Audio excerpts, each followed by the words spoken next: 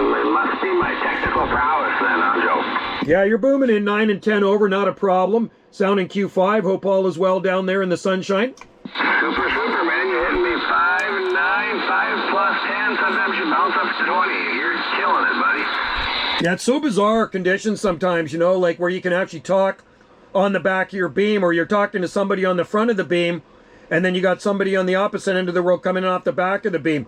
Some of the beams kind of block stuff right out, but for some reason this one sometimes pulls in people stronger in the back of the frickin' beam. Yep, roger. It's always a mystery, Joe. You never know what's going on. I just had a long QSO with a guy down in New Zealand, about 20 minutes worth, man. It's amazing. Nice. Yeah, you gotta like when it's when you got conditions where you can actually have a decent QSO and understand every single thing that that person you're talking to says without anybody interfering. It's the worst when you get somebody that comes in really good, and then you got somebody coming in on the frequency making life difficult. Oh, I know, but that's part of it, Joe. That's just kind of how it goes sometimes, right? It does, yeah. No, I live with it for sure. As the other day, somebody came in just beautiful. It was Europe, and next thing you know, there's somebody coming in at the same S units as him. Just bummer. But you know what? Bitching about it ain't gonna make it better. No, best thing you can do is QSY to better or less use frequency and go from there. Hopefully you can make it work.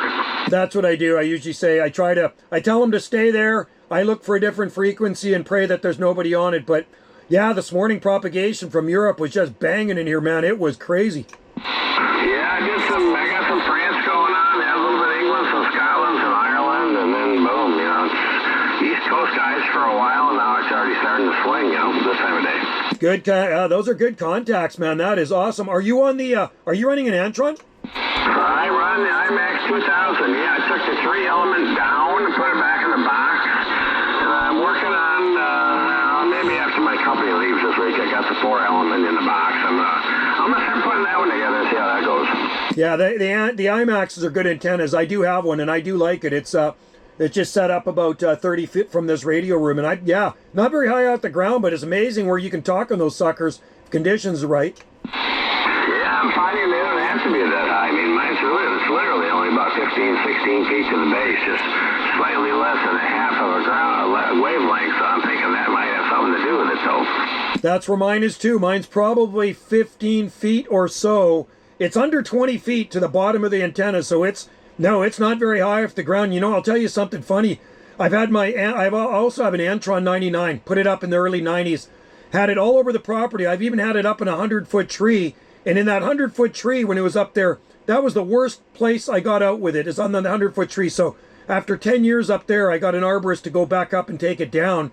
Now where I have it, it's about 25 foot to the bottom of it. It gets out awesome. Yeah, I would have to assume that if it was like 36 feet to the base, it would be like ideal. But I mean, up at the cabin, I run that Antron 99, and that's about 30 feet to the base, and it seems to. But I just put the ground plane kit on up there, but it does seem to work. But I'm fighting a 70, 80, 90, 100-foot tall trees around me, you know. 565. Yeah, I got a lot of trees around here too, and that sometimes